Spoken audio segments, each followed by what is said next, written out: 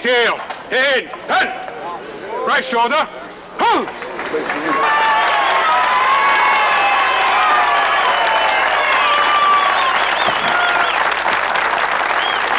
Like to meet the president?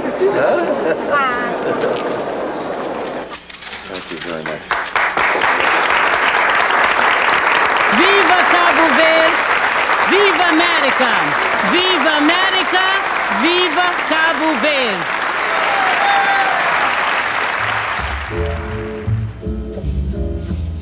Cape Verde consists of 10 arid volcanic islands, mostly mountainous, in the North Atlantic Ocean. Uninhabited prior to discovery by the Portuguese, they were colonized and settled in 1462. Lying 380 miles off the coast of West Africa, for 200 years, these islands were a transatlantic crossroad for the slave trade and ship supplies.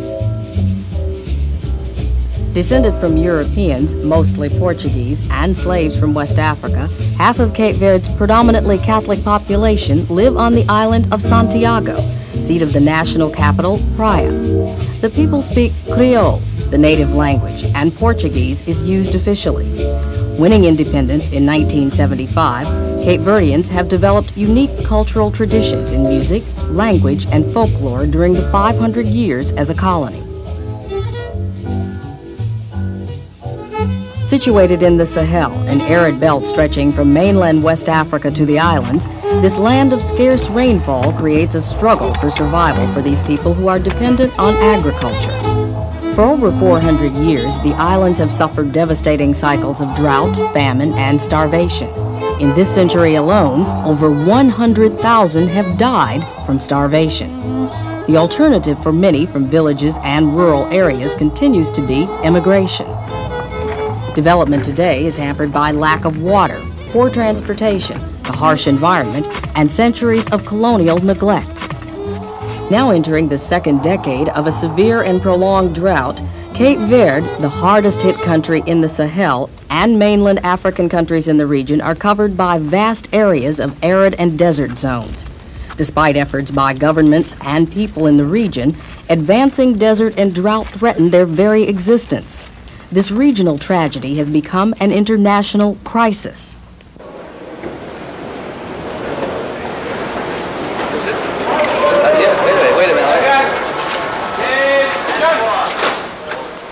Arriving at the United Nations, Aristides Pereira, President of the Republic of Cape Verde, makes his first state visit to the United States in 1983 to address the General Assembly on the crisis in the Sahel. He appeals for regional assistance from the international community in restoring the ecological balance and achieving self-sufficiency in food production. President Pereira addresses the 38th session of the General Assembly of the United Nations on behalf of the heads of state of the member countries of the Interstate Committee for Drought Control in the Sahel. Ladies and gentlemen, Mr. President, drought and desertification are today the principal causes of the evils afflicting large areas of our planet. More than 1/3 of arable land throughout the world is situated in parts of the world affected by drought. Insofar as concerns the African continent, the area of the arid and semi-arid zones and their expansion is alarming. At present, this area... Born in 1922, President Pereira is an elder of Cape Verde's war for independence. He has served as president since 1975 of the young Republic of Cape Verde, which follows a strict policy of non-alignment. Although the smallest and one of the poorest African nations, the Republic of Cape Verde and President Pereira are emerging as major forces in African affairs regionally in the Sahel and internationally. Mr. President, ladies and gentlemen, in Cape Verde, we are proud of the fact that the international community, although our country is a small one and has been devastated by drought, judged us worthy of benefiting from significant assistance. It is thanks to this aid that drought, which has persisted since... Today, Cape Verde receives major economic and food assistance. As a result, mass starvation no longer exists in the islands. People are Cape Verde's greatest resource. They are being assisted with technical aid and money from international organizations, the United States, and other nations. Agricultural development, soil, and water conservation are top priorities. Projects are underway to upgrade basic human services and health, to improve elementary education and industry.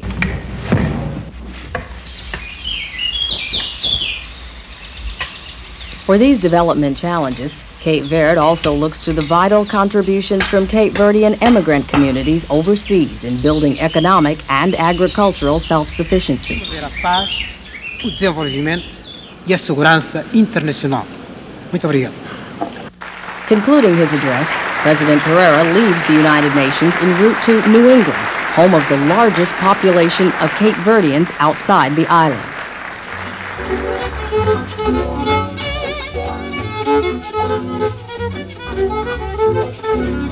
Cape Verdeans began arriving in New England before the American Revolution.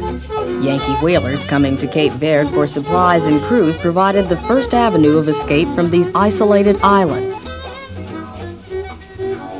By the early 1800s, Cape Verdean whalers and seamen were settling in New Bedford, Massachusetts, the whaling capital of the world during the 19th century. By 1900, the first major wave of immigration was underway. Thousands of Cape Verdeans, women now as well as men, followed the whalers to southern New England to pursue the economic opportunities. They worked on the waterfronts, in the cranberry bogs, and textile mills throughout the region.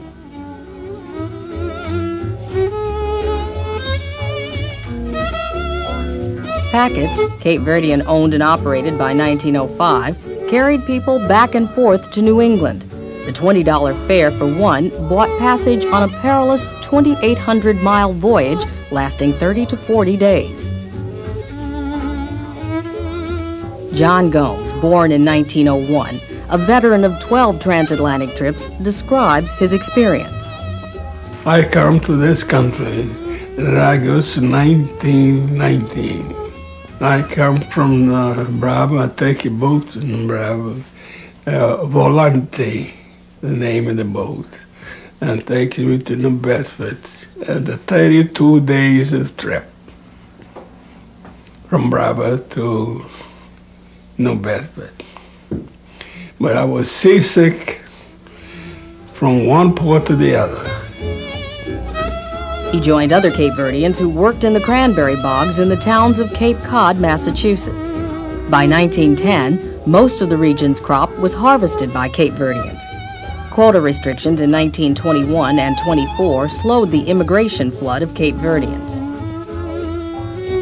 Packets carrying seasonal migrant workers and regular passengers arrived in the spring before the cranberry season, returning to Cape Verde after the fall harvest.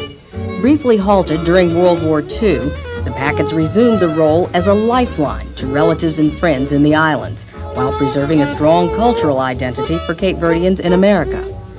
Goods and money sent back by them to the islands often meant the difference between life and death. Today, over 150 years after Cape Verdeans began arriving, small boats taking on cargo bound for Cape Verde from docks in Providence and New Bedford are still a common sight.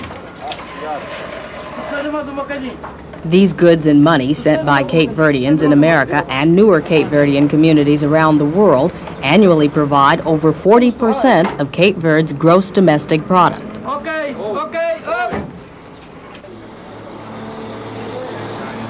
President Pereira's first stop in New England is Massachusetts, home of the largest Cape Verdean population in America.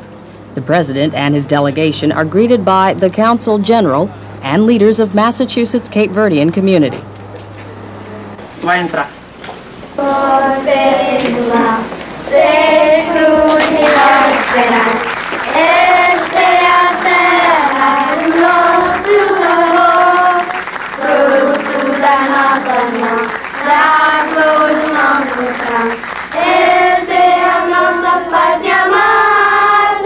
Viva a pátria gloriosa, floriu nos céus a bandeira da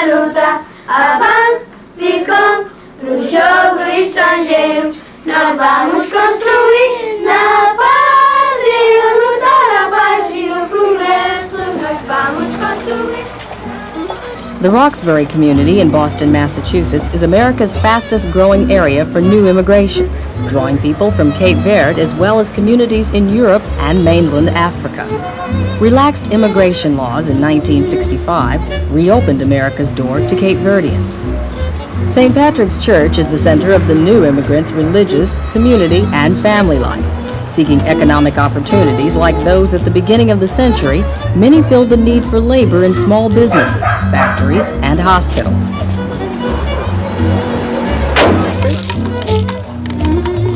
Oh, wait!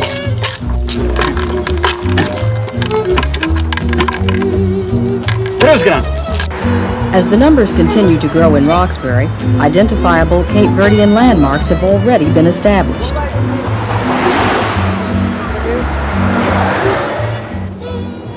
At the state capitol, Governor Michael S. Dukakis welcomes President Pereira to the Commonwealth. I just explained to the President that I speak some Greek, I speak some Spanish, I speak a little French, but my Portuguese is very limited, for which I apologize. As I think all of you know, we have a very large number of people who either come from the Cape Verde Islands or trace their origins to the Cape Verde Islands, and they're good citizens of this state, and they have been an important part of our community for many years.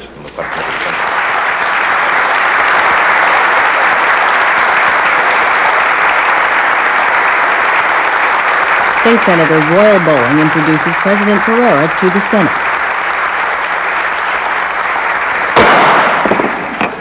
My colleagues, it's a pleasure to bring before you today the President of the Cape Verde Islands, a freedom fighter that was responsible for the liberation of his country, and I ask him to say a few words to this august body today.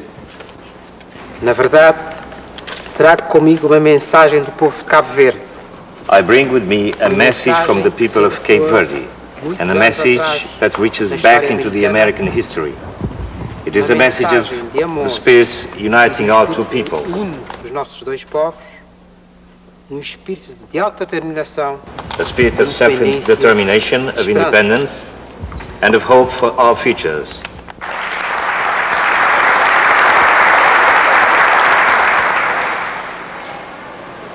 President Pereira's next stop in New England is Rhode Island, the second largest Cape Verdean concentration in America. Immigrants stepping off the boat at the nearby waterfront in Providence at the beginning of the century lived in old wooden framed houses stretching along Wickenden and South Main Streets in the Fox Point section of the city. First the men came, working on the waterfront or in neighboring mill towns. They saved, sometimes for years before sending for wives and loved ones. Foreigners alone in a strange land, greenhorns as Cape Verdeans were called, preserved the language, music, feast days, and religious traditions of the islands. The growing community looked to each other in times of need. Disability and death benefits were paid to members of the Santantal Society, a fraternal organization founded in 1934. Many Cape Verdeans began and continue as stevedores. Formed in 1933, Local 1329 of the International Longshoremen's Association was a milestone in securing safety and benefits on the waterfront. Opposite the Fox Point community across Narragansett Bay is the Port of Providence and the shipyard. Longshoreman Antone Souza, born in 1912, still works here as one of the last links to 4 generations of Cape Verdeans on the waterfront. When we started the Port of Providence years ago with the old Cape Verdeans, it was not considered a very good job, and it was a part-time working job. And that's how we started and got hold of Providence Port, the Cape Verdeans did. Because at that time, they couldn't get nobody else to work the Port of Providence but the Cape Verdeans. And now we are in the 3rd and 4th generation of Cape Verdeans, which they very fortunate. We're organized now. We have a wonderful union, good benefits, and they really made a good job out of it. Well, when I started, I was a young fellow around 16, 17, which that's about 55 years ago. And I'm the only one left from the old second generation that's here, which I'm overdue on my retirement. One of these days I'll have to retire. Around the world. Oh, I love The Fox Point community of Cape Verdeans was gradually disbanded when urban renewal in the 1960s reclaimed the neighborhood.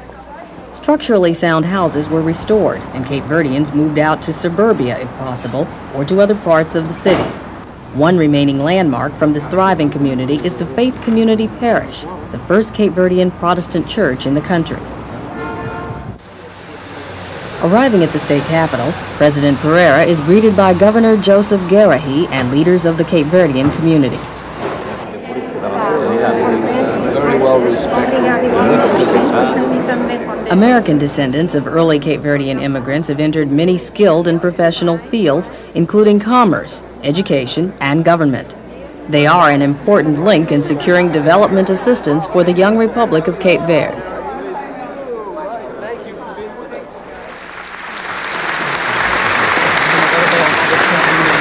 Muitos dos nossos irmãos emigraram para o vosso estado com pouco mais do que... Many of our brothers and sisters emigrated to your state with little but their vision of the future and an independent determination to excel.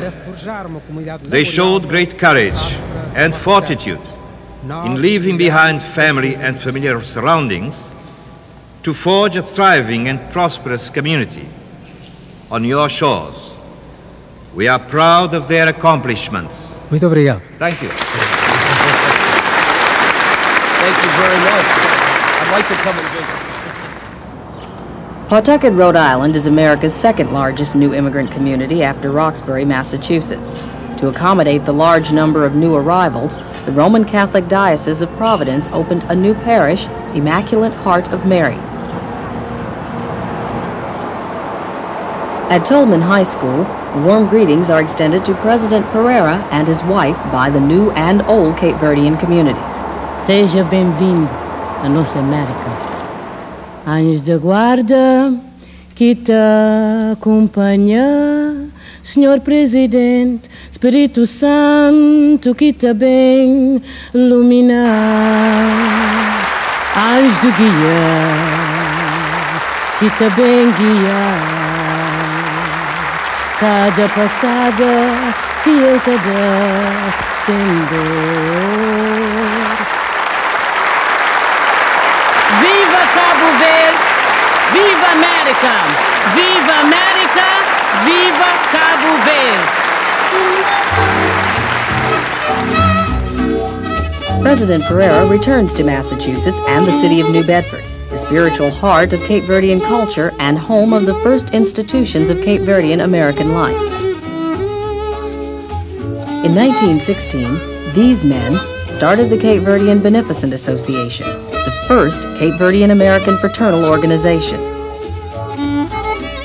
The Cape Verdean Ultramarine Band Club, formed in 1917, continues as a popular addition to festivities and celebrations throughout New England's Cape Verdean communities. Detail, head, pen, right shoulder, hold! The Honor Guard of the only Cape Verdean American Veterans Association in America welcomes President Pereira to New Bedford. He places a memorial wreath on the monument to Cape Verdean American soldiers.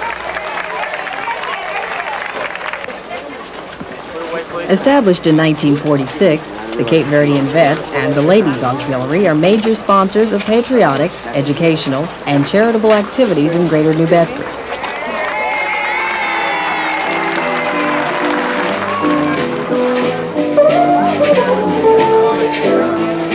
Members of the Cape Verdean Women's Social Club, representing the islands of Cape Verde, join Cape Verdean seniors and members of community organizations in welcoming the presidential delegation. From Acushnet Avenue, the heart of New Bedford's Cape Verdean neighborhood, the people have continued the proud traditions of mutual assistance for the community and islands for over 150 years. Other Cape Verdean landmarks include a public school named for respected lawyer and community leader Alfred J. Gomes, and Our Lady of the Assumption Church, the first national parish outside Cape Verde. New Bedford is a fitting home for the Ernestina, queen of the Cape Verdean packet trade, now docked in the harbor. The Ernestina was first launched in 1894 as the F.E.M. Morrissey in Essex, Massachusetts. She served 3 decades as a Grand Banks fishing schooner. The Morrissey was refitted under Captain Bob Bartlett in 1924 and embarked on 20 years of famous Arctic expeditions. In 1948, Henrique Mendes of Cape Verde bought the vessel and renamed it the Ernestina, the longest-lived sailing ship in the Cape Verdean packet trade. For 30 years, she carried passengers and cargo between Cape Verde and America. In 1982, the Ernestina was restored with contributions from both sides of the Atlantic and sailed back to the United States, a gift from the people of Cape Verde to America. Mayor Brian Lawler accompanies President Pereira on his visit to the historic vessel. The President is greeted by the ship's captain, Dan Moreland, and Laura Pyers from Friends of the Ernestina Morrissey Committee. Thank you very much for coming aboard again. Uma fotografia de Ernestina quando chegou a Newport, ano passado, dos amigos de Ernestina Morrissey. Muito obrigado. The Ernestina is now being readied for her 4th seafaring career as a sailing school and floating heritage state park, celebrating Massachusetts history by the Commonwealth Schooner Ernestina Commission and the Department of Environmental Management. In her new role, she will be used for educational, cultural, and community development. Sitting on top of Johnny Cake Hill in the historic district of New Bedford, the Whaling Museum is the site of a reception commemorating another important era of Cape Verdean maritime history. Community historian Manuel Costa talks about the early Cape Verdean whalers. This reception in the Whaling Museum represents to Cape Verdean people a reminder of what we did not get. You know, it's nice that the reception is being held here, but it's hypocritical because this is a monument to people who got most of the profits. New Bedford around 1850 was one of the richest cities in the world per capita. There were millionaires that abounded in the city, but there weren't any Cape Verdeans. Cape Verdeans were the people that did the bulwark and got pittances, going out to sea for 2 years, 3 years, 4 years, and coming back here owing ship captains monies. The shark-infested whaling grounds claimed many of these early seafarers who sailed the seas from the North to South Poles. The sperm whale, king of the sea, was especially prized for its valuable oil. As the industry declined in the late 19th century, most New England whalers were crewed entirely by Cape Verdeans, who rose to key positions as harpoonists and officers. For the young Cape Verdeans and old-timers, President Pereira's visit to this historic city adds another chapter to the long, rich bonds between New England and Cape Verde. At New Bedford's Zeiterion Theater, President Pereira presents his major address to the New England Cape Verdean community. Community Representative Mary Barros introduces President Pereira. Your Excellency, it is with much pleasure and joy that in the name of the Cape Verdean community, I welcome you. We congratulate you, Mr. President, for the manner in which you have governed Cape Verde, and we know that you have been the guiding light through many dark nights of Cape Verde. Viva President Aristides! Viva Cape Verde! Viva President Aristides! Viva Cape Verde! Durante mais de 150 anos, Essas simples palavras, New Bedford, têm tido... For more than 150 years, the very words New Bedford have had a special significance for the people of Cape Verde. Long ago, these two words came to be a metaphor for hope in difficult times and a reason for believing that in our distant islands we are never really alone. So many times we could count on New Bedford when we could not rely on the colonial government. Since the beginning of the 18th century, thousands of ships have crossed our horizons. None were more welcome than the ships of New Bedford and Providence. Whenever one of these ships arrived in Bravo Fogo, São Vicente, or one of the other islands, it always seems to arrive just in time to satisfy a need or fulfill a dream. Our admiration and our pride are all the more justified by the love that the Cape Verdean community has demonstrated towards its country of origin, by the attachment to our cultural values, carefully preserved from generation to generation, guaranteeing the continuation of the Cape Verdean soul, our language, our music, our identity in this magnificent America.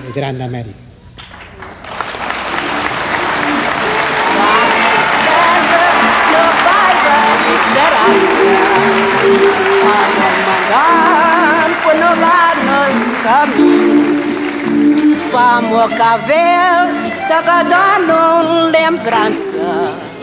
O que não volta para trás, ele dá carinho.